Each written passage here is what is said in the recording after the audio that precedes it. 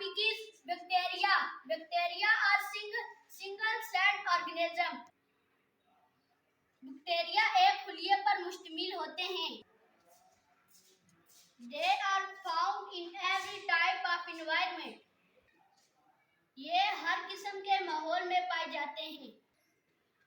They are found in air, water, soil and inside living things.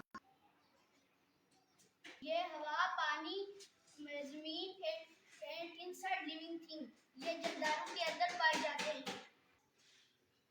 Few bacteria are harmful to organism. कुछ bacteria नुकसानदेह होते हैं. They causes diseases in plants, animal and human. ये plant पौधों में, animal जानवरों में and human इंसानों में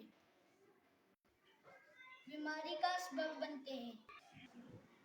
निमोनिया, ट्यूबरकुलोसिस, डायरिया etc. जैसा कि टीबी, डायरिया वगैरह. A large numbers of bacteria are useful for human. ज्यादातर बैक्टीरिया इंसानों के लिए फायदेमंद हैं.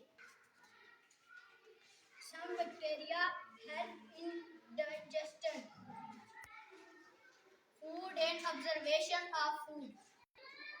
Component in our small intestine.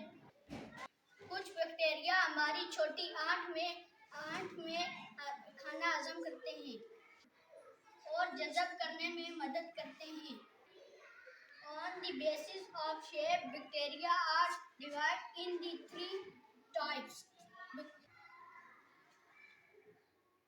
Bacteria की 3 बेसिक शेप हैं.